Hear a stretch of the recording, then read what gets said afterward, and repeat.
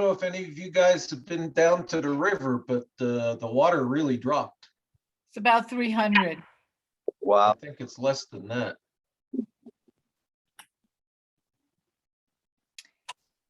It's pretty. There's still some fish happening. Yeah, Yeah, I caught a whole bunch of little ones. so we had a trip out Saturday, Sunday. Would have been, I don't know, last weekend right after the flows dropped, and I just felt like the fish were confused. Like they just Yeah. didn't know what was going on. Dang it. Is anybody taking water temperatures? I didn't take a temperature, but it was still cool this morning. I left about noon. 65, might want to think about fishing. Yeah, and that's what I'm trying Did you to take the temperature? Yeah, if it gets up to 65. Yeah. Right, but did you take, you're not even here to take a temperature, right? No, I'm not. That's why I was asking if anybody checked it with that low flow, if it's coming up considerably on a rapid basis or not. Yeah. So No, one of the Arc Anglers guides told me was that it's more about oxygen than temperature, and they're related. you Okay. know, And because we have such a steep up here, it's always moving. There's more oxygen than say down in the flats towards canyon. They need oxygen, that's for sure. I'd agree with that. Hi, Rick. What stretch are you talking about? Through Salida, Yeah, we're talking about water temperature and oxygen levels with the reduced flow, Bill. Did you hear what happened on the Gunny Gorge? Yeah. No, sir. no. Yeah, Red Canyon flooded a second time, and the last trip I had in there, the guides came off and said there was thousands of dead fish, mostly big rainbows from Red Canyon down. Oh, wow. Really? Oh, So Where's Red Canyon?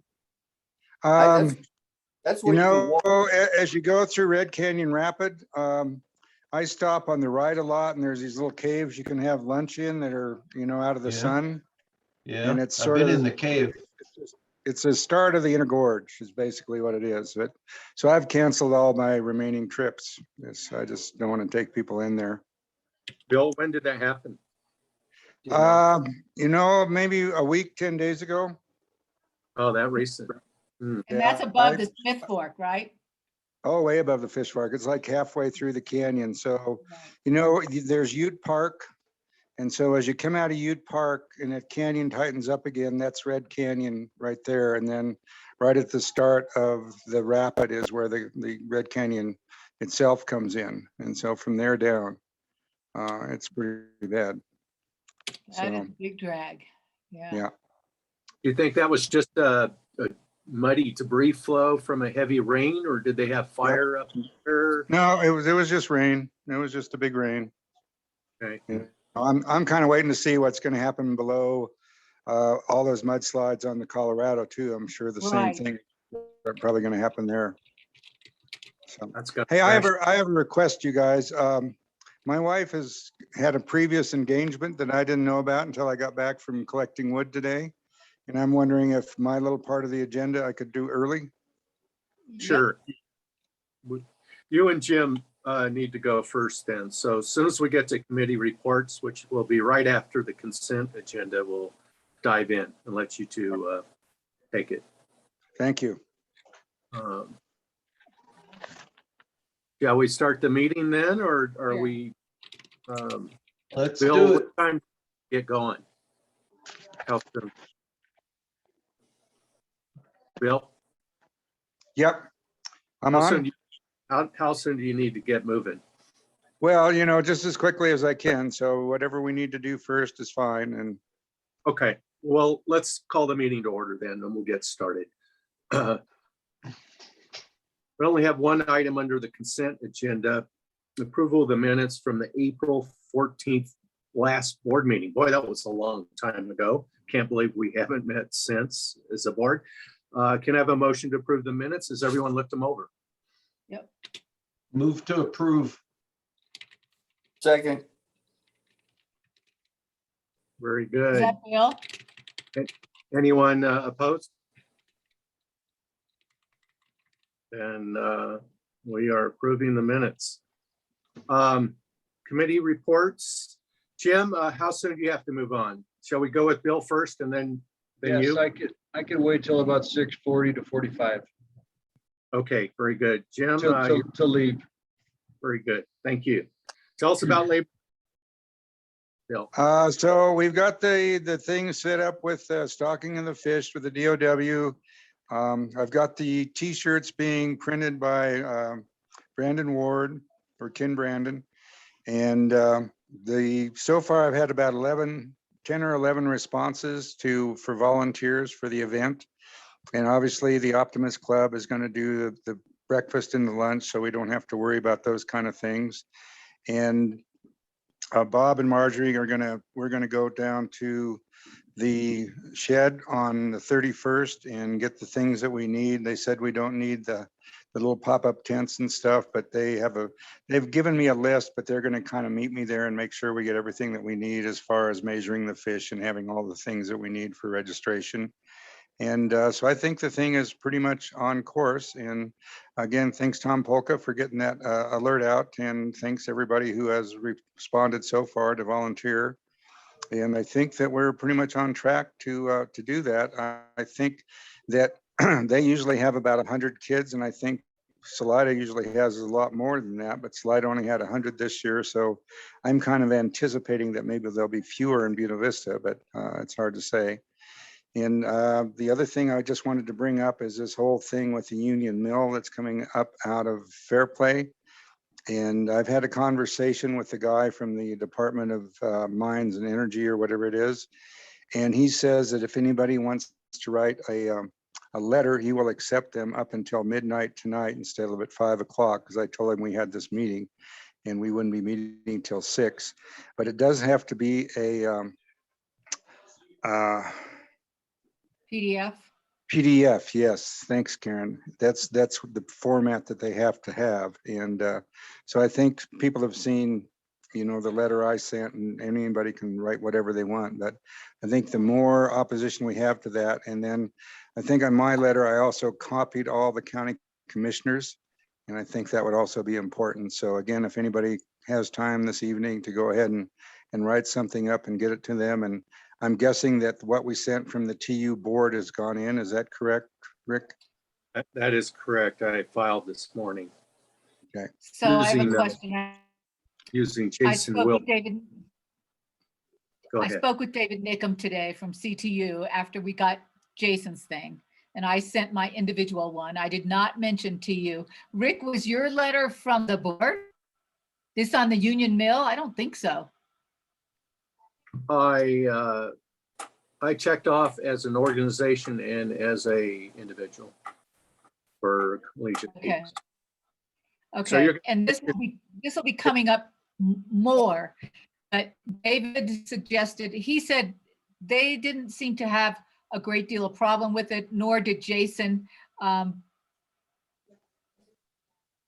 Because it was not, and I talked to Mark Cole from Leadville, also a TU member. He said it was not what does it call it? Heat cyanide, or it wasn't the stuff that Summitville did. But anyway, the bottom line is they don't think it was a great threat if they did what Jason suggested, and I obviously put that in my letter. But David also said that we should not be putting things to that particular organization, the DMRS, from Trout Unlimited, because Trout Unlimited has a person on that board. And sometimes, even though most of this board kind of seems to go our way because they were Polis and Hickenlooper appointees, they don't want to give them a chance to make her recuse herself. And she's apparently a big conservationist and scientist. And so I said, well, you need to let people know that, so he's gonna, put that out in the Bull Moose call that reads on and kind of let chapters know that if they're putting objections to DMRS, they should do it as a bunch of chapter individuals and not mention Trout Unlimited. Does that make So- sense to you? You froze up on me a little bit there, Karen, so Really? forgive me if I'm a little redundant, and I had the same conversation with David.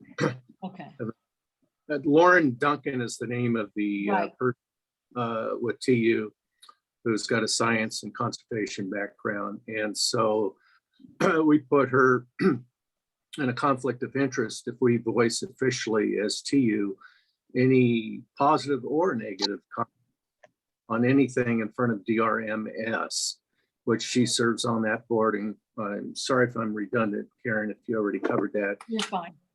But he suggested that what we did, run it by first, because she cannot vote on anything that we file, positively or negatively. So my takeaway, and it was a learning experience for me, because, oh my gosh, we've jumped into 2 of these back and forth in the same week. And then we learned that, hey, wait a minute, there's a TU person we need to perhaps go through. So next time we have a situation like this, I think I'll give a call to her, fill her out, and before doing anything, and then under her advice, take the appropriate action. Well, again, I know mine was as an outfitter and a fishing guide here on the Arkansas, and relating back to the spills that we had from the California Gulch and the Yak Tunnel back in the Sure. 80s. And that's perfectly fine as individuals and business people. And we personally can all file our own opinions. Right. Yeah. Jim, Well, as you're talking about that, first off, what's DRMS? that Division stands of for Mine the Reclamation Services, right? Proclamation of Mining and Safety. Mining safe. What, is that like an advisory group to a state agency? It is a state agency. It is a state agency. It's not the Mine Land Reclamation Board? No, They are the ones that would okay the permit for this mine. I guess, you know, they've filed an application, and DRMS is the ones that would either accept it or reject it. Well, okay, so one of my first thoughts is that, yes, if TU's got a representative, why didn't we know about it? And now that we do, it's absolutely essential that that person knows how we feel about it as a chapter. So she could take that to her meetings with some understanding of where we're coming, since she's apparently representing TU. She's not representing TU. She's not. She's not. I She thought is a you said she political was, I thought appointee. she was, I thought you said that David mentioned she was a TU rep. She is a TU person, but she's been appointed to the board. And so that because she's kind of representing TU, she might have a conflict of interest if a TU chapter says one way or another, and they would make her recuse herself. Okay, So we would be minus her vote. voting. okay. I don't want to beat this up here, but I think it's important that we need to find out, is she representing TU or not? If she doesn't, she's not, then I don't know why we can't have a say. Let's say we send a letter from our board to this organization voicing our concerns, like we did with Nestle Water. If we're so concerned about tiptoeing across the politics here and not be heard, and just say, oh, each one of us individually can respond, then that's one of the reasons that I support this chapter, is I want to be part of an organization that's got some say in the valley. So I just thought I'd throw that out there. Good point, Jim. And when David gave that name, I planned on calling her and digging into this a little further and finding out some questions I have, and you raised some good ones too. And Okay. That's created all. Thank you. dialogue, and yes, we need to be in touch with her. So I will follow up on that. Gene, It seemed like from Jason's email that he wasn't too concerned about this operation as long as they put in the double liner. And he seemed to think that there was some good out of it if they took the mine tailings from someplace that they were causing problems and hauled them and took the heavy metals out or whatever they're gonna take out, and then dispose of this stuff in a better manner than what it's laying out in nature now. So That's, maybe we that's don't fine. understand this issue. That's fine. The big If issue, the it big issue there, happens. Gene, is if they do what they say they're gonna do, and how often have they done those things? I agree. Not very often. So the comments I made were quoting Jason pretty much and making sure that they do the double of the materials he recommended. So we're That on seemed record. to be his biggest concern. You know, I don't know the ins and outs of this issue. I'm just going by what I garnered from his email. This is a bit of a reclamation effort, and he seemed to, and I didn't talk to him, but you all read the same thing I did. It seemed like hauling toxic and leaching metal loads in other watersheds would be transported and then milled at this operation. So it did seem positive. I didn't come out as saying we oppose this permit application. What I see, we insist that these recommendations be followed. So individually, we can go after it and oppose it. Whoever Bill did that, and Jerry did that. Jerry did sent it today too. And he sent via email, so I got back to him with the website, but then Bill got a email from someone from that department saying, hey, just email me, send it in, I don't care, get it in by midnight. So if anyone after the meeting wants to express their opinions, go for it.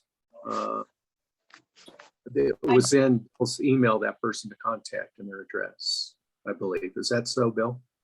Yeah, and again, I just got him to extend it. It was supposed to be at 5 o'clock today was the deadline, and he just extended it to midnight because I mentioned we were going to have this board meeting. And just before I sign off, has anybody got any questions about the Labor Day BV fishing derby? And anybody else who would want to volunteer, please just drop me an email and I'll get you on the list. I What just time? have one question. Some years we've brought some fly rods and just given some kids opportunities to cast fly rods. And I know that was in the original thing. Keith often has done that. I think some others of you, I'm not in town. So are we still gonna do that? That's the first I've heard of that. So Bob hasn't brought it up, and so I don't know anything about that. So if we decide to, we just need a few fly rods and yarn and the hula hoops. And then I don't know what's in the shed. I don't even know where the shed is. I'm gonna find that out on the 31st. Okay, Karen, have they done that in the past? yes, sometimes. All right. What time does it start? What time you need volunteers there? We're trying to get volunteers there about 8, and the actual derby starts at 9 and should be over by noon. And if you want to come a little earlier, the Optimists do a breakfast that starts at about 7:30. So if you wanted to have breakfast with the Optimists, you're more than welcome. And then they also have lunch afterwards. And breakfast is open to the public, to Yes. anyone that's there? All right. Yeah. Good. Hey, thanks for sending off your letter, and thanks for the report, Bill. All Thank right, you, thank Bill. you, guys. Yep. Thanks for See ya. attending. Let you go. Thank you, Bill. So just one more thing on the mine. I had a call from an attorney, a voicemail, we couldn't connect, who is apparently representing the homeowners. And so he was gonna update me. So I'll try to get back with him tomorrow or the next day. And On the Leadville Union? yeah, on the union. mill. Okay. All right.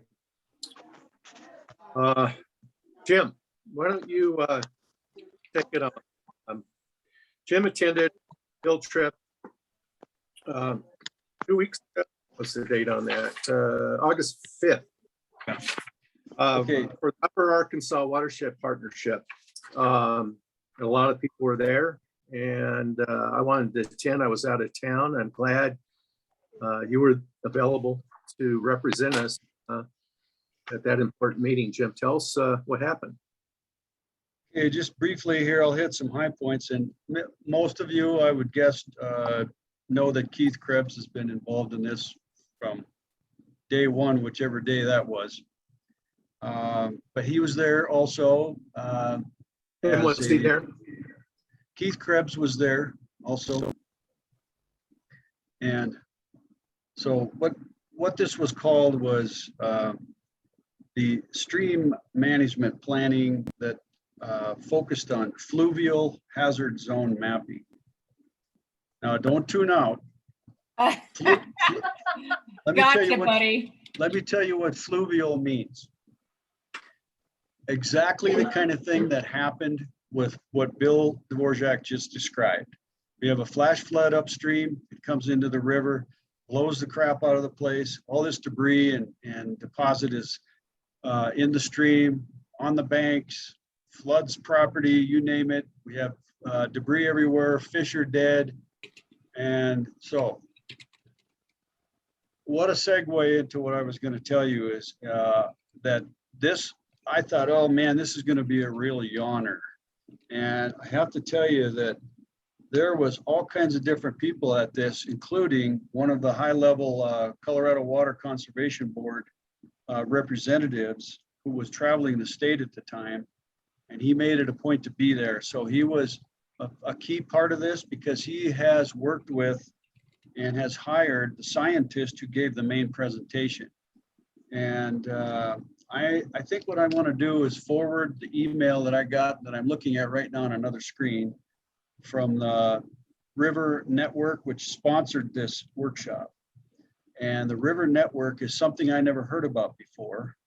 Has worked with the stream management planning with Keith and others in the past, Central Colorado Conservancy, and all these other groups that all of you or many of you and our organization has worked with for many years. So what this is turning into is something like this. The Little River HOA in Poncha, and I've actually driven through there a few years ago.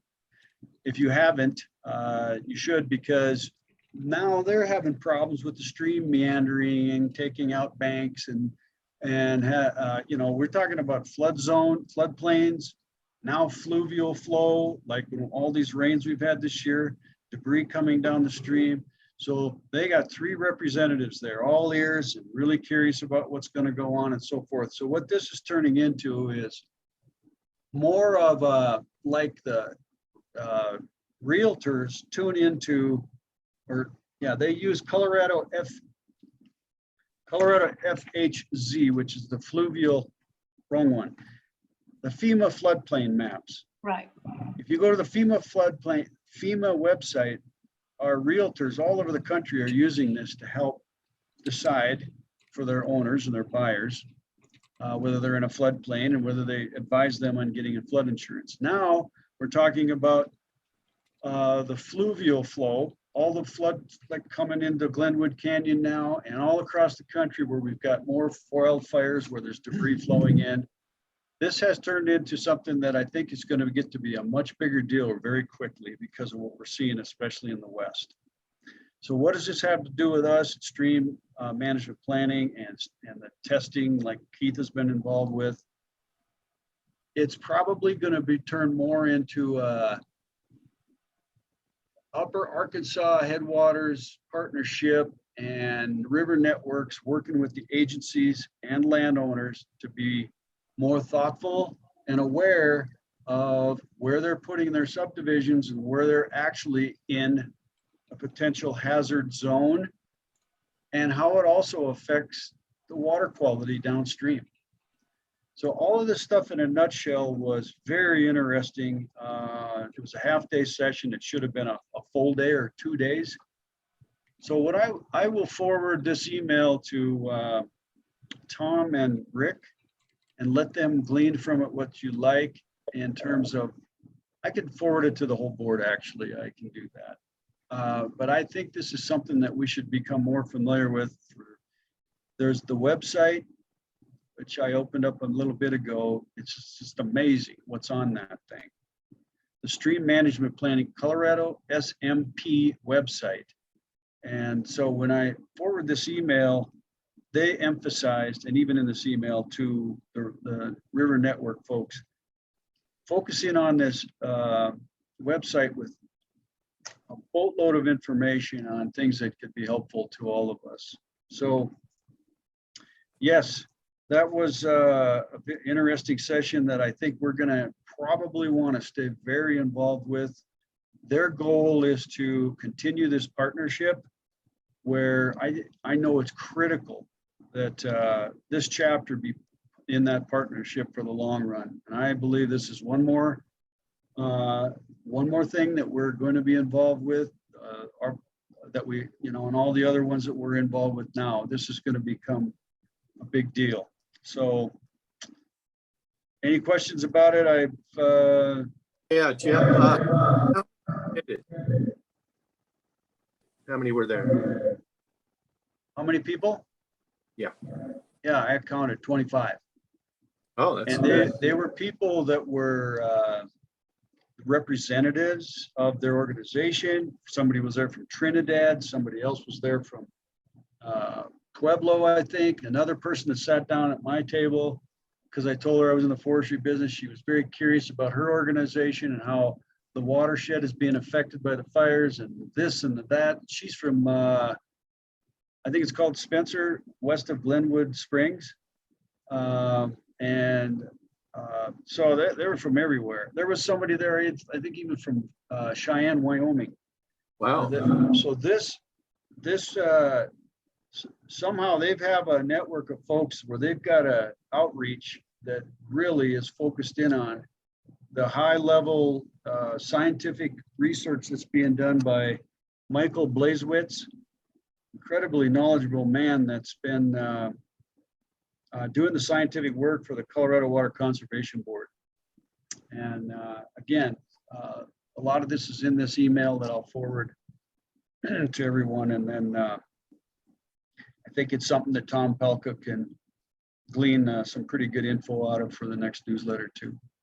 That'd be good. Was our ex-CTU Dan Omesta there? Oh, you know what? He would try to make it. He's There's a Dan who? Omesta. Yeah, he was, yes. Yes, He's he now was with there. Coco. He's, Good. does it look like my face is on fire? Anyway, I think it does. I don't feel like it is. Yes, he was there. Yeah. Who's he with now? GoCo. Coco hired him away from CTU. Well, good choice. Big loss. But he said he was going to stay involved in this organization. Oh, he was there. Yes, very good, very good. Good. Was this in a conference room environment, or did you go out anywhere for a site visit? Yeah, it was in a conference room, and I was one of two people wearing a mask. And wouldn't you know, I got an email about 4 days later that somebody in there had a relative close to them that had COVID. And I went, oh, Jesus. And so anyway, we were outside for a couple hours also. I have two questions. How far up the South Arkansas did this go? Did it go up to the old utility plant? And did they talk about that? Well, we didn't talk about the Excel power plant? No, we didn't talk about any of that. It was mostly just how to be focused in on these fluvial deposits in addition to just floodplains. So no, we didn't talk about any of that. I made the comment that the watersheds way above the river is where it all starts, and how we have to be very focused on that too for water quality. So that's as far as we talked about with distance. Yeah, and just FYI, Michael Blazewicz, he has a very well-known water restoration or hydrological firm, but he lives in Salida. He's an angler and he's a boater, so he knows this area. Well, it was great. Yeah, and he was really focused in on this new study that's being published and through that website and so forth. We're going to hear more about it, especially if the flows come through that river system and when they do. Karen, You- this is Jerry Wright.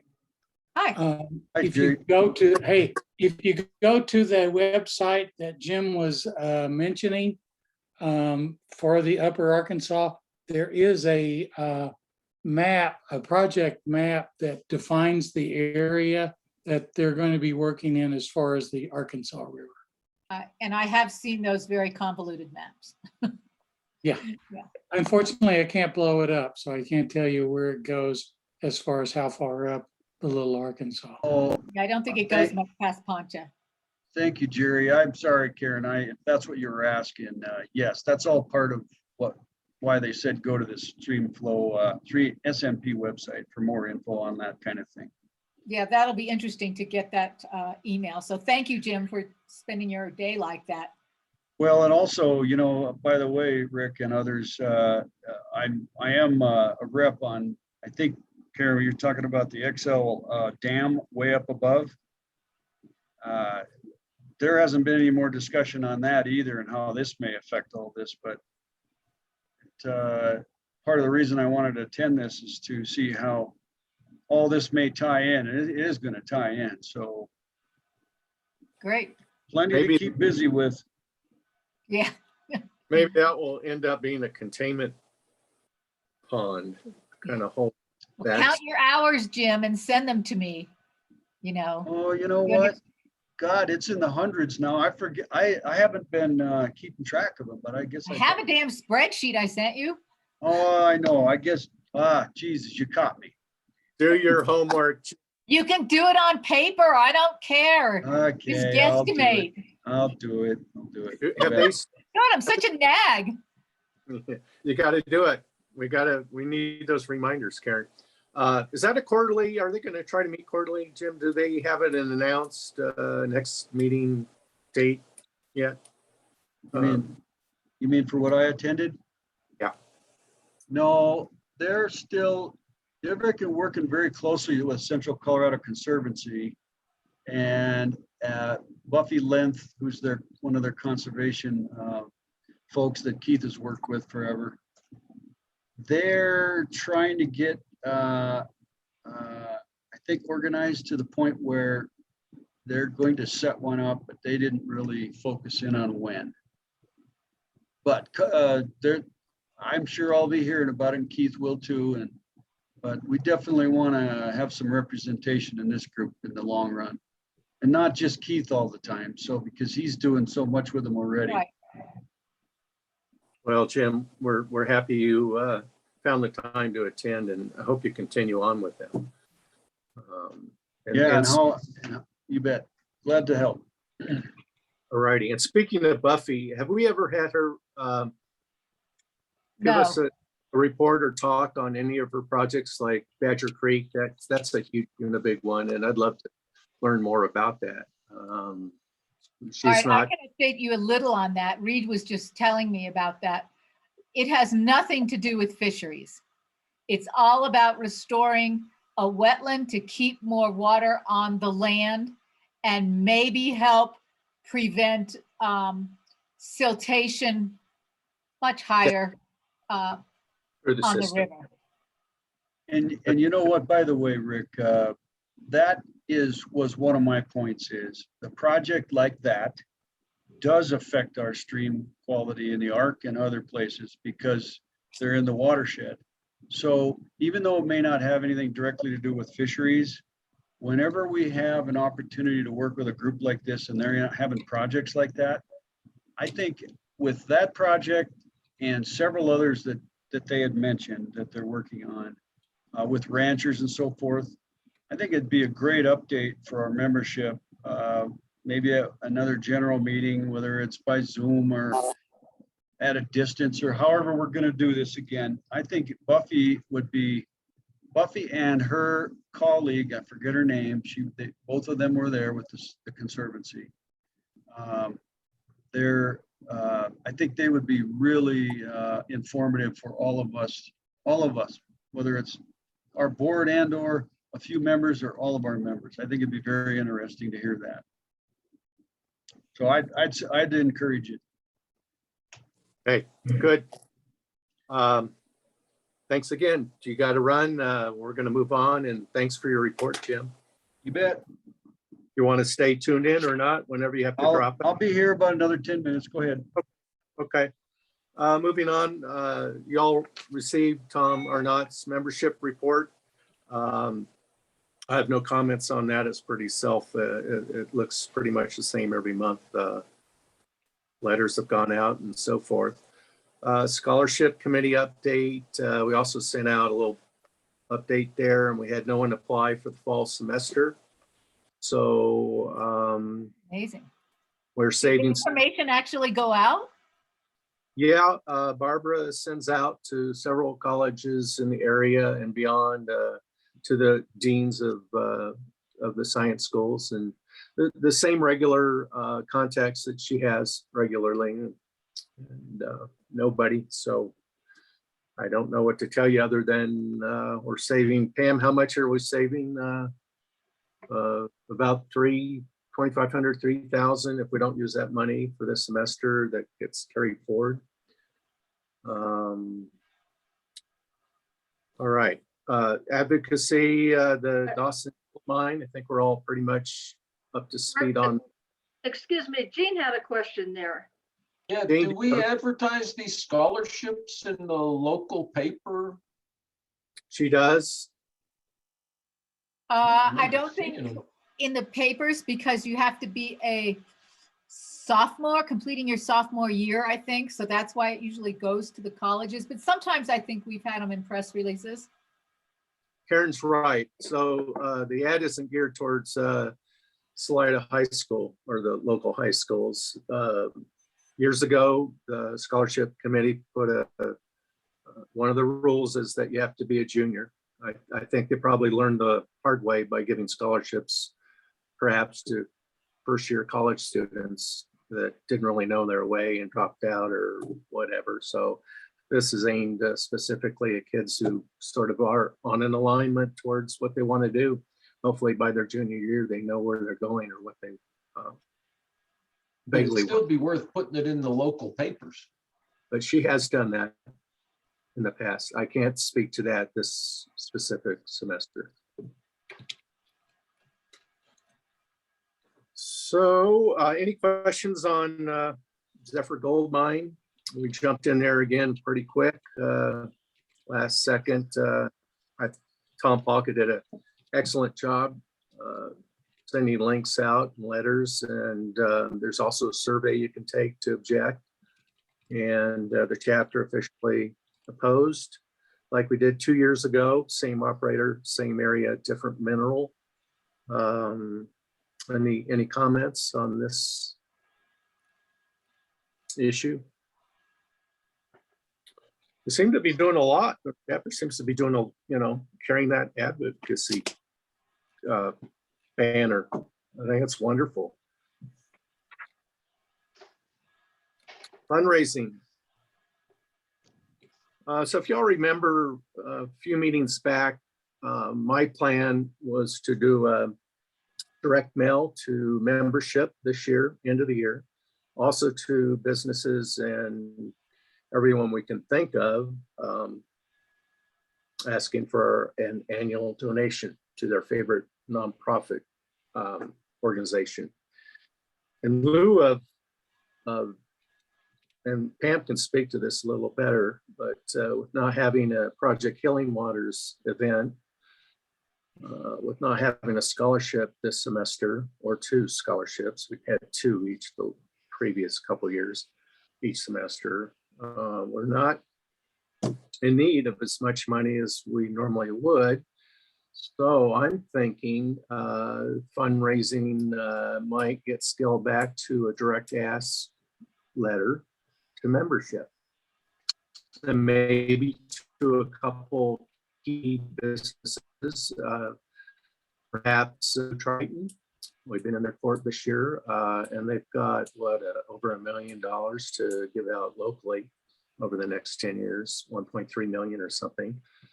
I was kind of hesitating on pitching the businesses. I think they're still recovering from COVID and they're struggling. And that's another reason I thought of scaling it down and just going to membership.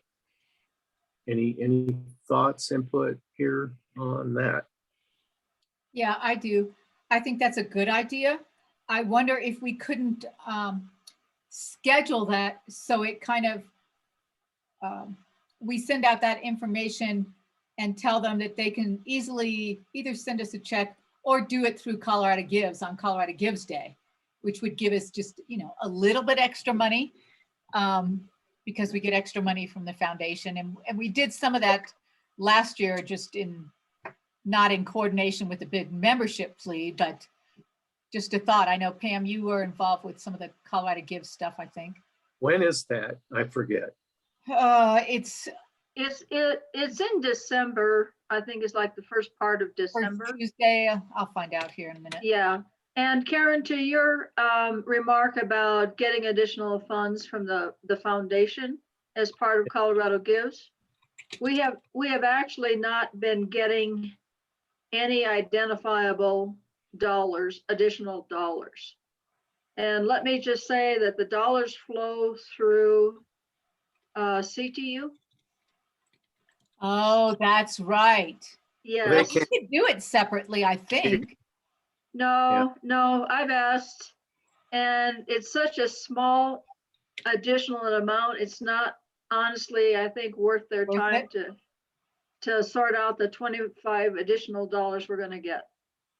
So having said that, and we can talk about it later, whether we want to pursue Colorado Gives this year or strictly go with a direct ask. So Pam, question, when it goes through Colorado Gives, does CTU take part of it? No, they don't. They don't take part of it. They just cannot report to us. We get the dollars that are pledged to us. They just cannot identify any incentive dollars that the foundation gives. There's a $1 million pot that everyone who gets, every organization that gets a donation gets a small little piece of that pot. Right. We can never identify what our piece of that pot is. So they take it all. They take all that little piece. Yes, I for all the guess. chapters. Yeah. So So I think, are the same people donating, would the same people donate to a direct ask that would donate Yeah. to Colorado Gives? I It's think kind of so. So is it better just to do a direct ask? That way it's more work for us, obviously. We don't have the reach that we would through Colorado Gives. That's the downside of a direct ask to membership only. But would we raise about the same amount of money? Hard to say. Pam, weren't most, what'd we get last year? Donations from like 6, 7, 8 people? It was all- Colorado Gives. We Yeah. got $1,600 from about, I'm guessing I'd have to look back on it, 20 people. 20? I thought it was much less. Weren't they mostly board members as well? I would say the majority were, but there were also a lot of chapter members there. And And a couple donations from people outside of the CTU and TU world. I'd say keep it simple and just do members. And in the letter, you can remind people, that they can write a check from their RMD accounts and it's tax-free. Sure, I like that. Let's just direct ask, and if they want to participate in Colorado Gives, they can.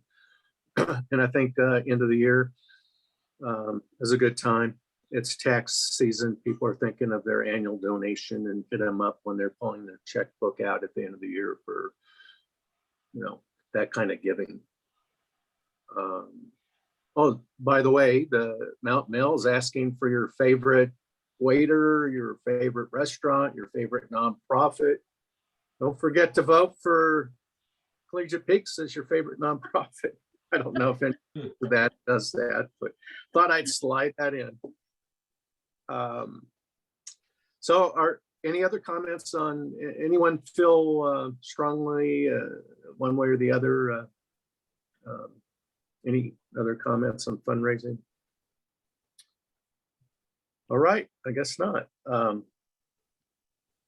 Gene, veterans, what's the latest? Well,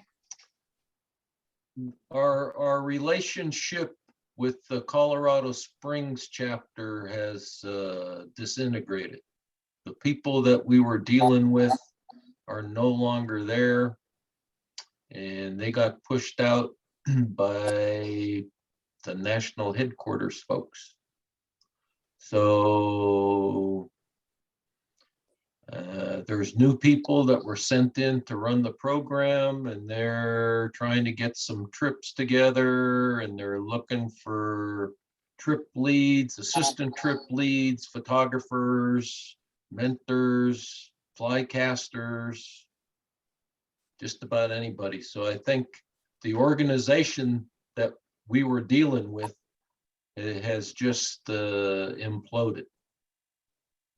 Is there Wounded So- Warriors in Colorado Springs too? The what? Wounded Warriors? I mean, That I there's don't several of know. those veteran groups, not just. I know that there's other veteran groups. I just don't know the particulars, but I guess I'm of the opinion that we should start looking for another group to partner with. I might add, I'm not sure about the rest of you, but I've been getting a lot of emails from Project Healing Water just recently, particular about different activities coming up around the area.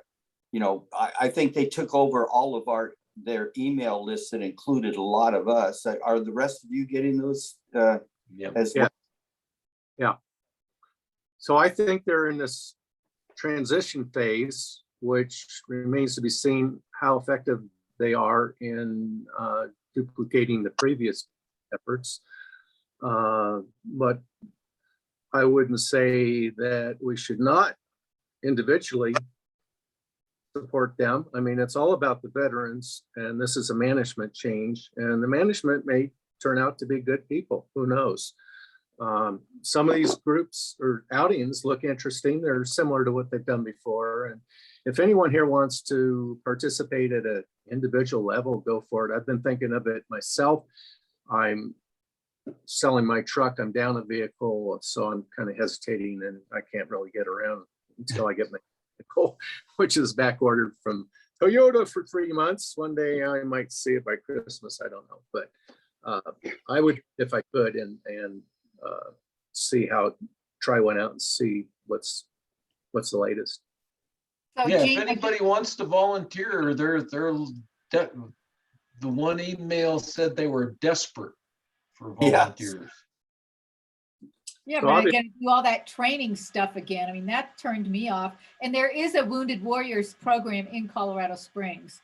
Dan Stockton from our chat, who used to be in our chapter, works with them in Bozeman. We did a Wounded Warriors every year for several years, and there's a liaison out of Farmington connected to the group in Colorado Springs.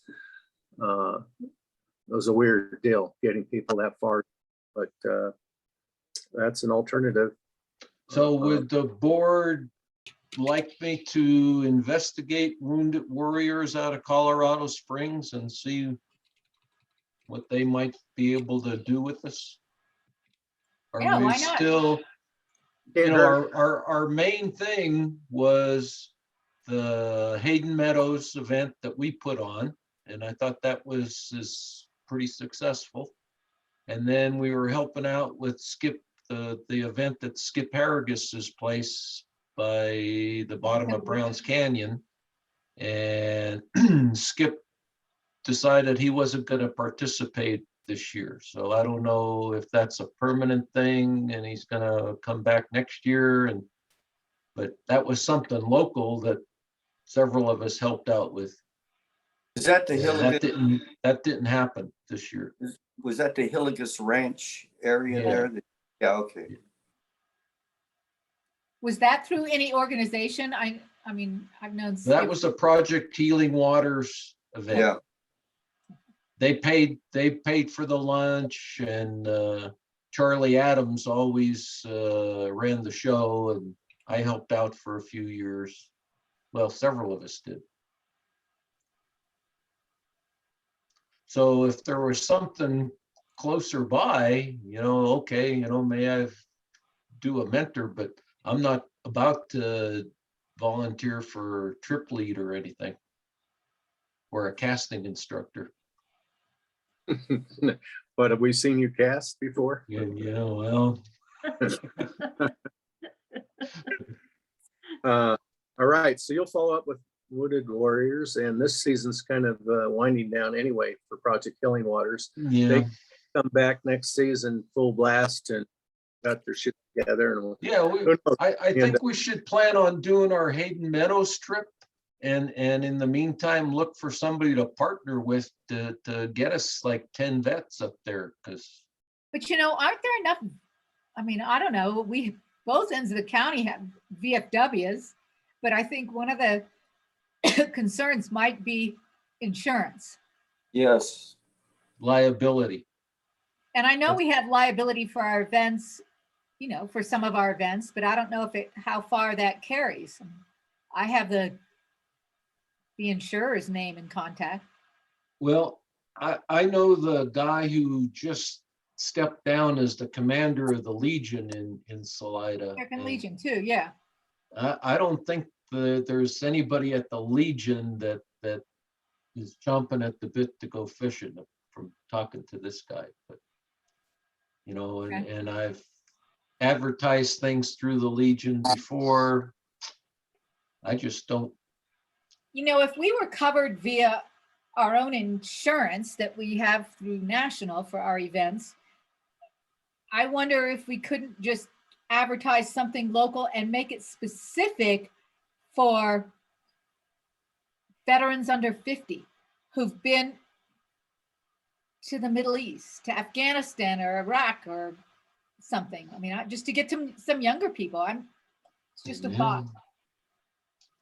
Well, Like, and I, it's gonna take a lot more effort if we've got to do the whole thing, recruit the people, get them equipment, teach them how to cast. I mean, there's Okay. So more they had to it done than that, what they we've had been done the doing. casting stuff before they got to you?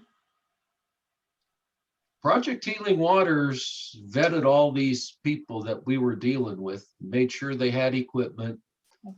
And most of them Okay. have been through casting lessons and fly I tying. was not and, aware of that. they did a really good job. The people that used to run that program worked over 40 hours a week making it work.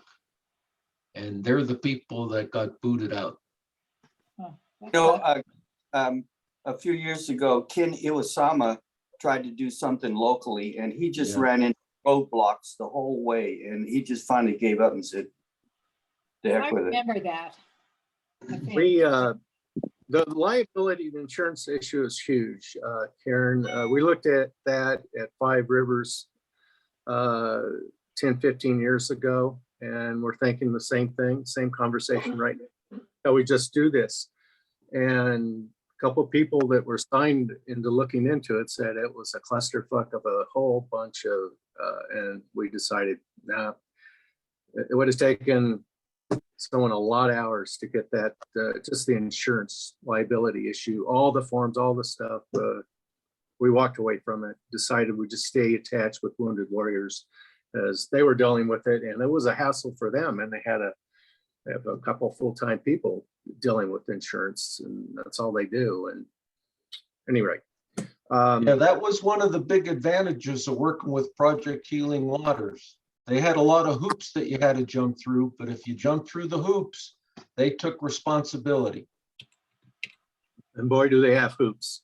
And Yeah, And Karen, to your, I think you alluded to having to take a course or Right. they now do that.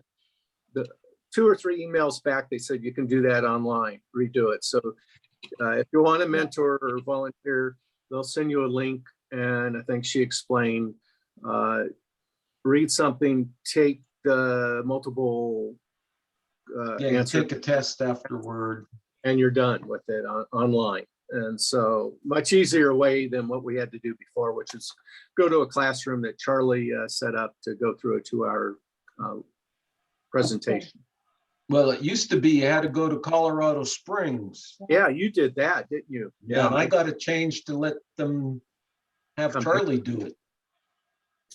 Yeah, That was when Kylie was in charge there. And, you know, it may be that this new regime will make that easier in that respect. Yeah, this online, I've been hearing a little bit about it too. I haven't explored it yet, but it was quite a hassle with the Colorado Spring deal.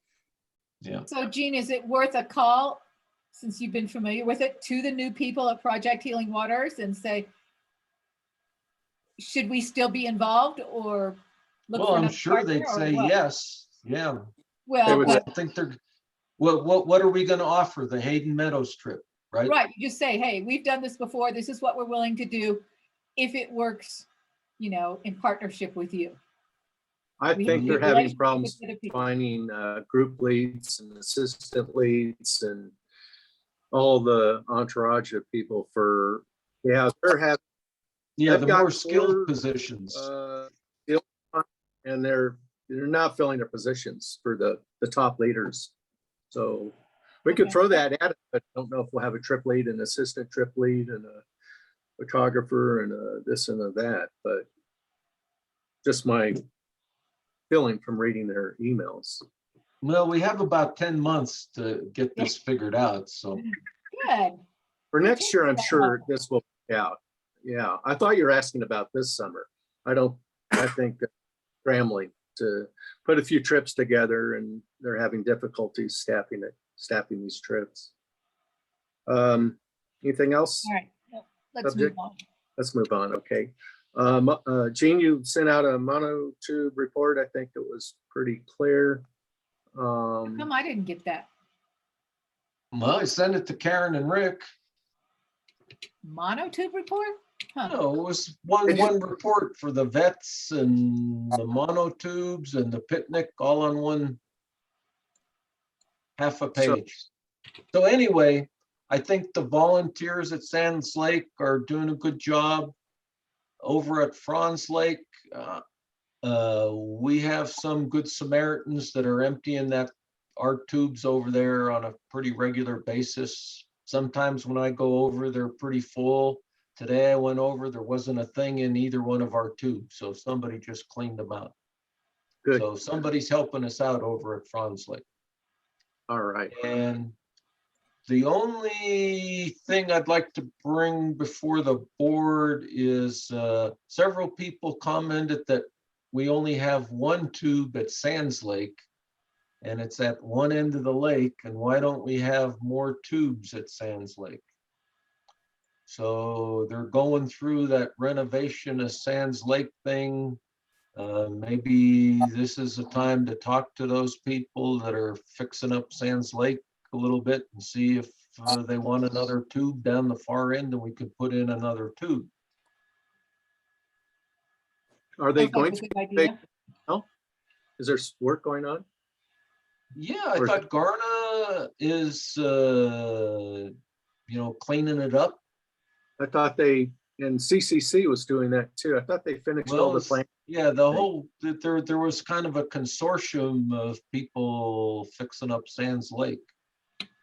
I'm not all up We on get it. out, left out of that one too?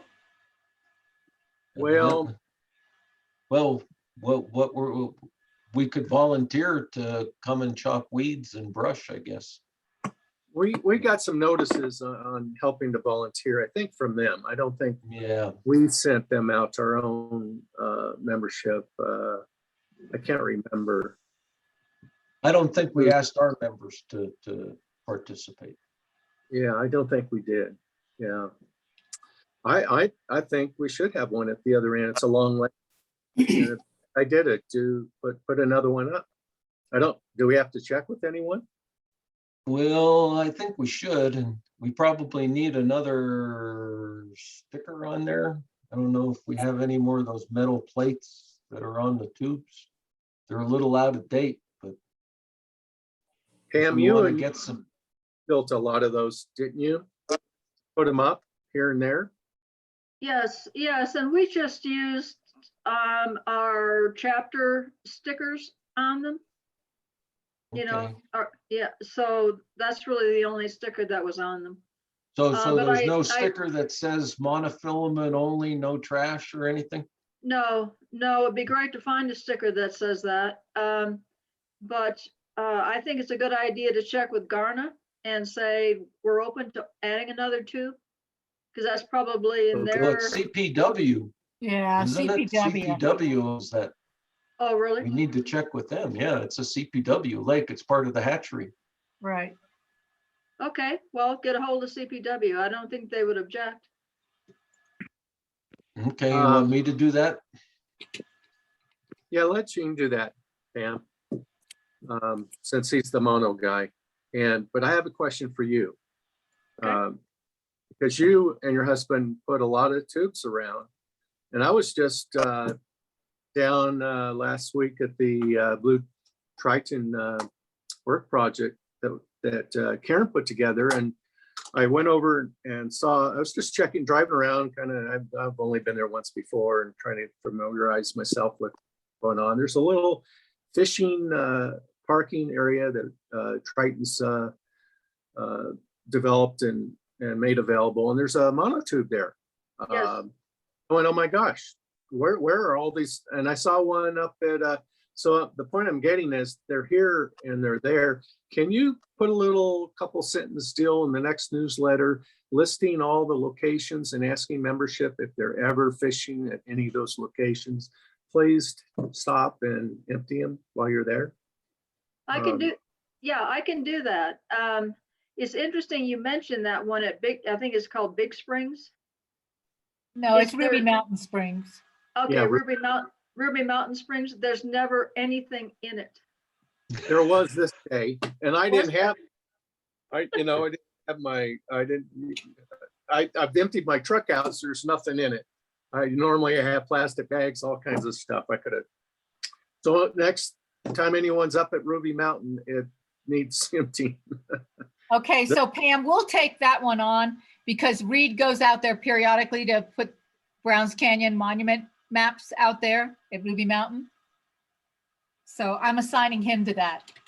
Okay, and all of the tubes are about due for a check by me, so if they get looked at a couple times, that's okay. But yes, Rick, I'll put together a list of the tube locations in the CPW fishing access areas with a note to the members, if you're out there, please check the tube and see if it needs to be emptied. All right, awesome. I was pleasantly surprised to see it there. I walked up and, well, is that one of ours? And sure enough, our logo's on it. And I went, oh, cool, I did not know. It's there anyway. All right, thanks, Pam. Uh-huh. We have two. Before we- Yeah, go Before ahead. we move on, Karen, Yeah. you said you were at the Blue Titan event. Yep. Can you tell us a little bit about that? We just, there was sort of a week's notice. They needed some people to come help their springs expert to come clean out bull thistle and some other weeds from the river bank and the ponds. And so I just Tom put a blast out. And so there were a total of 7 of us. Larry and Carla came, and Rick and Reed and I and Jeff Keidel and Dale Shoemaker, who are members, but who rarely come to anything. And then Nestle had a person who from their hydrological company come. We got a lot done. I wrote an article for the newsletter and put in some photos. Okay, good, because I was curious about it. I was out of town, but it sounded like a great event. I don't know. It was a I productive wouldn't call it event. great. It was bull thistle and giant mullen. Yeah, giant. Yeah. one. Yeah. But it was good to stomp around the area. It's good spot to fish. So anything else on that? Yeah, move on. I'm going to skip over education and water sampling because both Eric and Keith are unavailable to report. And I should just maybe mention Eric's wife, who had surgery almost 2 weeks ago now. I don't know if you all know that. She had a tumor, benign behind her eye, and it wasn't supposed to be a big deal, but it did turn into a big deal. And she's still in the hospital. She's still in ICU. They had to put her into a coma. Wow. She's pretty drugged up, having brain seizures, not physical seizures, but I guess they can look inside and see the brain activity. So Eric has been there nonstop in the hospital, sends out a email update. I haven't heard from him today, yesterday. It was good news yesterday. He was talking to her and she actually heard him for the first time. She squeezed his hand when he asked Linda, can you hear me? And so that's huge. So just send your good thoughts and prayers his way. They're not in a good place, and hopefully she pulls out. I certainly hope so. Yesterday was a good indication of moving forward a little bit. Okay, old business, going back on what's happened since the last meeting. We met at the High Side on May 12th for a little happy hour, and turned out it was a lot of fun. I think it was probably one of the first times we got together as a group to physically see each other. So maybe that was the main reason it was a success. There were some hugs and handshakes and people seeing each other for the first time in a long, long time. But I think most people did like the atmosphere and the kind of standing around, moving around, socializing, and also eating dinner if people wanted to do that. I think we had about 30 people. I know some people here on the board and others that didn't attend because they were still concerned with COVID. So we were kind of coming out of it in May.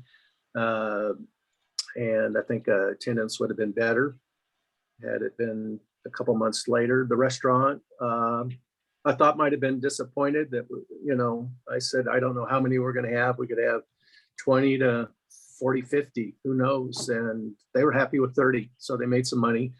I certainly wouldn't tie up the room in the middle of the summer because they're slammed and that room would be busy, but May is sort of a shoulder month, and in the fall and October, something like that would also possibly be a September, October, a slow time for them to want us to do it again if we wanted to.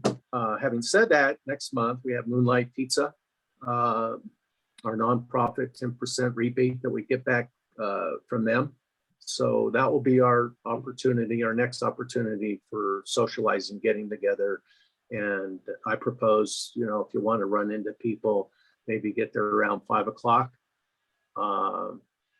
Last time we did this last year, they did not allow us to mingle, rightly so with COVID. So it was more spread out and people were at different tables, and some of us walked over to say hello real briefly, but they didn't want us moving and being together as a group. So who knows where this all COVID goes next month, but it's hopefully I can get them to put some tables together like the first year, which was, I think, a lot of fun because we're all together as a group versus spread out. So I think that's all to report on that. That's when is that on the 20th? The 20th? 20th? Thank you. So if we want to see other people, you could take out Any else during the whole day go towards, pardon me? If you wanted to go at lunch on your own, whatever you want to do. We tried to, backing up, tried to have a picnic and versus a happy hour like High Side. And I think it was a 4-3 vote, 4 for let's do a happy hour, 3 for the picnic. And we explored the picnic. Gene, did some legwork, and we just couldn't figure out a place where we could have alcohol that would work for us. The city parks don't allow it, and we kind of moved away from that direction. And then we put it out there to everyone. If you got a location, run it by us. Nothing came, so we sort of moved on from that idea. So we'll see all on the 20th of next month, unless someone has a hot idea for a location and we scramble and put a picnic together. No scrambling. Rick, I have another option maybe for a picnic. We had planned on having our raffle party that was ultimately canceled at the Poncha Springs Town Hall. And I recall that, we filed for a permit to have alcohol, and I've only been in that building once. And I recall they had a really big front deck, and of course the inside space there. And I believe we were allowed to bring in our own food, get the permit for alcohol, and then COVID hit and the party was canceled. But that may be another potential location for a picnic. I don't know that I don't think it's too late to try and have a picnic this year. I do. I You're mean, talking about an indoor picnic? No, again, I believe this location has a big outside deck, plus we could use their indoor space. So it'd be kind of a hybrid, indoor-outdoor picnic. Again, Backing up a second on the picnic, I think we started this conversation about, I don't know, a month and a half ago. It took about 3 weeks to get nowhere with it. And now with COVID kind of springing up, I know and my wife is, and everywhere we go indoors, we're back to wearing masks, as are a lot of people. So I'm not sure whether the get together. I'm concerned about September 20th at Moonlight, but it is outside. I think that might be enough to, pushing our social agenda for the year. I don't, what do y'all think? I agree. Be, I don't think man. it's here personally. It's a little too late to do that kind of organization, I think. Yeah. The other thing, Pam, for that location is I wonder if we move our year in review event to the Poncha Springs Town Hall. I'm trying to think, although is that on a Wednesday as opposed? it's November. And that is it's Wednesday. later in November. Yeah, is the grand review. So let's do this. If the majority is of the opinion that it's too late for a picnic this year, I move that we cancel any planning for a picnic in 2021 and look forward to a picnic in 2022. Yep. Well, go we need to start thinking about a venue then. I'm all for a picnic, but where are we going to have it? Again, we're going to cancel it for this year and keep looking for a picnic in 2022. Second, And back to your comment about year in review, whoever made that. I did. As a possible switch to the Poncha Springs. Town Hall, I like that space a lot better than Granzella. Just throwing it out there. We're supposed to meet on November 10th, Wednesday. And I Just think have to that, check and see if it's available. yes, We did reserve the 10th with Granzella Hall, did we not? And they I raised the, didn't. I thought you had called and got on the calendar. I did. Yeah, I think you told me you did, and she told you that they raised the Yeah, rate it's like up to $150. $100, 100 from 75 or something. Yeah, it was uh, pretty pricey now. And that that date is booked. So if we want to move it, we're going to have to check the schedule at the hall. Right. But let's just ask the question right out. What space do we prefer, regardless if it's available or not? Do people like the idea of moving to Poncha?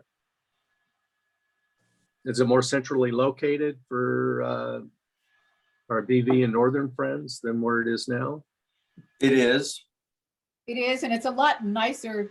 I mean, they have all the plates and all the stuff you have there, but Poncha, I'm trying to think if they have that stuff. They have a really nice kitchen and oven and. Yeah, I haven't been in the Poncha Town Hall, so I don't know. I was only in there once, so I can't say what amenities they have. All I remembered was the great front deck, a big meeting space, Right. and Well lit. alcohol. Lighting. Of course, we were there during the day, our meeting, but right. I will check on that. Okay, on, what's the date? All November right. 10th? Is it November 10th? That Wednesday? Availability of Poncha. Is there the 10th, November 10th? I gotta be down Does there. anyone object to exploring the possibility of moving it? Is anyone in love with Granzella? No. No, All right, let's do it. Let's explore it. We won't have as much to talk about. The slideshow will be shorter. Bring lots of personal fishing trip slides, pictures. Larry, where are you? And thank you for attending. I know you're on the road somewhere. I'm in Benicia, California, and I'm out here for a memorial this Saturday with in-laws for a dear brother-in-law Sorry. on Saturday. So we're visiting some family while we're here. And unfortunately, one of those got COVID and tested positive a couple of days ago. So we all got tested yesterday just for the heck of it. We all, spouse and Carla and I all came back negative. So we're staying in a hotel rather than at a personal home where we had planned to be. Oh, bummer. Yeah. You look like you're in a sterile hotel room. Yeah. Nothing Yeah. on the wall, but It's a Best Western. It's a huge room. I mean, it's really comfortable room, but not ideal circumstances. that's fair. Where is that? Where's Bethesda's? Benicia is on the bay. It's Vallejo, Oakland, San Francisco, Marin, all of those that surround the bay. It's one of those on the where the San Joaquin River comes into the bay. Okay. You must have flown up there We did. and you're back next week, We'll be back Sunday. Sunday. Yeah. Mhm. Okay. Well, I guess you gotta stay away from people, huh? Yeah. We went to a memorial for the late Senator Michael McLaughlin in Durango last week. We were there 4 days, and it was quite the event. And it was outside, wonderful. It was an open bar. Michael loved his martinis and drinking. He's a typical good old Irish guy. Our attorney, former attorney, and quite a character, well known. It was nice to be outside amongst 300 or 400 people. Yes. Doing that. All right, I'm reviewing my notes. How are we feeling about continuing meeting via Zoom? I know going forward, the weather, it's gonna be darker sooner. I made Patricia and I were at the deck Sunday evening, Monday evening, and I said, I should throw this out to all of you, see if you want to come over here, and we'll just meet on the deck and overlook the river. And after the meeting, I'll pull out some beers and pizza and just kind of change it up. And, my desire to try to add fun or, do something a little different. And I guess I had too many beers because the next morning I forgot to email Pam and Karen, hey, what do you guys think? Meeting over here. Because I opened up my iPad. Sounded morning great too. The invite went out already. So I was too late. We can take a rain check. Yeah. So our next meeting, board meeting is October 13th. So I don't pushing it to be sitting on our deck at 6, 7 in the evening, fortunately. But can always move inside. So we can start at 4:30 or 5. Kim, are you got a full-time day job? What time do you break loose? I have a little bit more flexibility at this point because I'm not tied into the school schedule, so I could be out early, make it happen. Okay. So everyone like 4 better than 6, 7 in the evening? 4? Yeah. That's fine. Four's fine. Then we can have dinner with our, Yeah. Yeah, that's closer to happy hour too. Important Well- important things. Yeah. Well, I'll watch the weather closely that week prior to the 13th and see if it's warm enough to be outside at 4 at our place. If not, we're gonna have to propose somewhere else. I'm probably moving indoors or a Zoom meeting. What's everyone's thoughts on getting together in person for the next board meeting versus sticking with Zoom? What do you think? I think we have to wait and see how COVID is. I do. I think it's on the increase that everywhere I'm going, I'm getting the same kind of indications that right now it's really increasing, especially the new strains. Like in our own county, it seems like everyone that's been reported for the last several weeks is Delta. And unvaccinated. Let me rephrase my question. If COVID isn't a factor, do we prefer Zoom versus in-person going somewhere? For board meetings, I think it's physical efficient to meeting? do it this way. What do you think? I agree with Karen. I think for board meetings, we should continue using Zoom. Looking back on one previous board meeting at a local Mexican restaurant, happy hour drink specials was a great social event, but we sure strayed from the agenda. Marguerite? Well, the nice thing, you look at Larry's in California, like it's easy, it's accessible, right? Is the other Right. piece. I don't know. Right. But I sure would like to have a general membership meeting, even if that was just anybody who put a 2-minute slideshow together or the last 2 years fishing can come and show them. I don't know, just to have people together. And then Right. I think having Buffy come is also a very good idea. And you could So do you're a talking- combination. You're talking physically getting together for a general meeting. Yeah, sometime.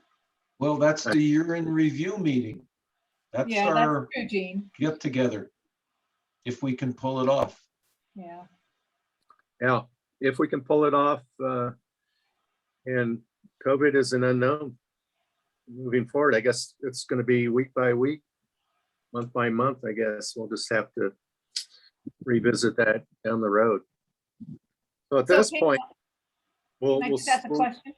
yeah, Does our application for the raffle policy, do you think that carries on?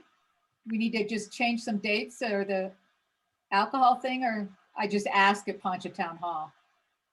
I don't know, Karen. I believe Bill was the one who had worked with that Okay. organization to get that license. I'll So check. he might, yeah, he might have better information. I believe he said that we do have to apply for a license with the Poncha trustees, and their meetings are like, and we'd have to get on the agenda way in advance. And I think the time we had raised it, we didn't have that window to make it happen. So I'm thinking he was saying that we need to be 6 weeks, 8 weeks in front of this to get on their agenda for approval for this. So That seems that would be like almost very soon, Tomorrow. gonna do that. This is end of August, so we got I'll try to September, go by October. there tomorrow. I have to go to the shed anyway. You're gonna go by there. Well, then you could maybe ask that question. They could tell you how often we meet, when we, how easy it is to get on that agenda for approval for the liquor license. And All see if the right. room is available. Right, that's what she's gonna, I like that room a lot. All Well, right. that was one any- advantage of Granzella is you didn't need the liquor license. That's correct. That is true. That is it. We'll We're see. through our agenda, folks. Anyone have any final comments? Any Um, thoughts? We missed anything? No, just, I know Reed's still been doing the Envision meetings and talking to them about beaver reintroduction to improve riparian and fishes. He'll have a report maybe at the next meeting. And he's still doing the bull moose calls with CTU from chapters all over the state. So we're still doing advocacy stuff, just kind of behind the scenes. Awesome. Who's Bull Moose? What's her name? Barb Sheldon. I think so, something like that. Edel. Yeah. And just to file in the back of your mind, and I get the Montana State Trout Unlimited thing, and they always have chapter reports. 4 of the chapters did only 1 day youth conservation fly fishing things. And so I'm gonna reach out and ask them exactly what they did to see is that something we want to do in addition or instead of our stream explorers to get more kids involved who can't commit to 4 days. Or maybe we do it as a summer in addition to. Yeah, we didn't do anything with our TU teens. They were like, we didn't do anything with them. Have we ever? I mean, we took No, Riley they- fishing They once, just started it like a year ago. but has that reached down to Chaffey County? Well, we have TU members in our chapter that are Right. TU teens. Right. I don't know how many, maybe 20, Something but we like that. never tried to reach out to them. Just something to, No. think about. This going was a forward. weird year to plan stuff. Up here. Did we send our representative did CTU do their summer conservation camp? They were, Yeah. Riley Riley went. Riley He went. sent last year, and he also was kind of a counselor. I saw his social worker just the other day. And some of you may not even know this, and I didn't know this. Fly Gals are doing a monthly Monday fly tying. Is that at your house, Kim? Right now it is, yeah, we'll switch in October. It goes to someone else's house. Yeah, but and when we started, it was a limited, like only so many ladies. And I Okay. don't know, and it's been the same ladies, and I don't know at some point if I don't know what that looks like. But I feel like Just on a personal level, I'd love to start reaching out to some more folks and get some new. Yeah, I told Beth to let me know. I had no idea. I mean, I knew Yeah, there was one that happened, but Yeah, Okay. no, when it started, it was a limited number of people because Ken only wanted to work with so many people at a time. And is Ken Iwamasa with you every week? Every yeah, time? he's our mentor. And we Oh. we learn 1 to 2 patterns. And so it's, one Okay. either Ken will present and someone else in the group will present. But in the back of my brain, it's been one of those I'd like to reach out and get some more people, some opportunities to get involved and learn. And same thing after my guide season, I feel like there's opportunity to do some more fishing, casting, Yeah. sort of activities as COVID allows. But I feel like being outside, like some more casting clinics would be awesome. And You had to read the water clinic on the Pridemore lease across from me, what, about 4 weeks ago or something? Right off the highway, off the 291. Go to that? I wanted, did Travis help with that for Fly Gals? I Is that believe weird? so. Yeah, no, I think Travis from Arc Anglers helped with that one. And I think Paula got that set up as well. So, Somebody needs to write articles about those for the newsletter. Yeah, we don't know what you're doing. That would be wonderful to get something They're in going the. camping this weekend at O'Haver. they're there now. They, I think, camp through Friday. Yeah, Oh, I saw busy. They're Got it. busy Fly Gals. Patricia and I went mushrooming up at the top and driving down in a hurry to get here for. prepare for the- Yeah, no, they're there. It was one that I was gonna go, and now my job got in the way. I still might go crash their campsite tomorrow. We'll see. It looked Um, like Barbara driving by us. Patricia says, and at the same time, we both looked, was that Barbara? Yeah, Drive- it was. Yep. I can't remember how many folks ended up signing up, but yeah, so Fly Gals has had a fair number of activities this summer. I'll have to reach out because I don't know. I'll egg them on to make sure we get a report of what. Will you do that, Kim? they're up to. Yeah, no, I think, yes. They might be more interested in reading the newsletter if we include some, periodic activities that you'll do with some pictures. And I've got some pictures of the fly tying. Again, it's one of those weird because we've only, got so much space. But again, in my brain, it's almost like developing a kind of a rolling course where you start with, start with a zebra midge where you're just learning some thread management and how to tie in some wire, and then building into more complicated patterns. So it's like the same, 4-week course or something, and kind of learning basic skills and working your way up to more complicated things like an Amy's Ant or, but where you could run Meeting that. Monthly or weekly? We meet monthly. That's something we could discuss if you did like 1 month where every Monday you got together and practiced, 2 or 3 or whatever patterns. And I don't know what that looks like yet, but I feel like folks that are interested and want to learn, and I don't know. I'd love to see camping pictures of your outdoor outings, maybe not so much the tying, we've all seen. Okay. I have Well, I've got- pictures of the next newsletter. Yeah, I was gonna say, I've got lots of fish pictures from the summer, but they're all from guided trips. I don't know how much, they're not generally local people, so I don't know if that's helpful or not. Lots of fish though. Good. Local water. Kim, you should consider writing something up on your summer of guiding and what it's like for you, and with some of those pictures. We'd all be interested in reading how that went, what you did, and so forth. That's a human interest. Yeah. One of the parts, how they spent their summer and how did it go, and So you'll probably like this. I was at the pancake breakfast here in the 4th of July, and I had my Fly Gals t-shirt on. And I sat down with some people and I says, "Where did you get that shirt?" And it turns out I kind of knew them, but their daughter was a guide in Montana. I said, "Well, I'll see if we have any more." And I thought Barb said we had some without the chapter. Yeah. We didn't, but bottom line is I got one and I sent it to them, and they sent it to her daughter, and they sent me a video of her daughter practicing fly casting into a wine glass of water. That's very cool. Oh, that's really cool. I like it. Huh. And I know Barb, that's another thing. I know they just ordered new t-shirts. Yeah, I they don't did. know. Yeah, some of those things, but I need to sign off, gang. I gotta Okay. go. Larry. Can't see that, thank can you, you? everybody. Thanks, Larry. so today, we ran into 5 bull moose Where? wow.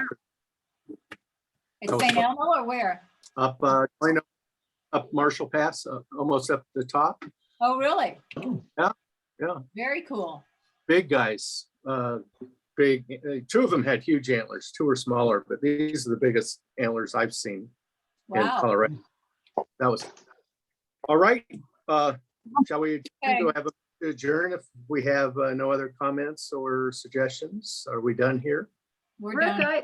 Rick, I have a couple of quick items of new business and then I feel we can adjourn. I did send out earlier, just an accounts report to show the board that the South Arc ECL account has been opened. So that's a done deal now. I have the checkbook and it will start showing up in our financials. And I also wanted to add that I recently filed our registration renewal with the Colorado Secretary of State Good. which allows us to solicit and hold our fundraisers. And that we're now registered through August 15th, 2022. So we're good there. Great, Great. thank you. Pam, I apologize for skipping over you. I got out of my sequence with putting people in front and, I have you down here. I didn't type it up in the agenda, but I wrote it in and. No problem, Rick. And, yeah. Yep, I did. Trisha's reminding me to vote for Best of Salida, your favorite nonprofit. Okay, You just send in 10 forms. I don't get the mountain mail. All right, All right, uh, everybody. do I have a Thank you. motion to Okay. adjourn? Bye-bye. So, I guess we do. Good night, everyone. Good night. Thank you so much, Rick. Good night, everyone. Have a good night. Good All night. right, good night. Great. Bye-bye.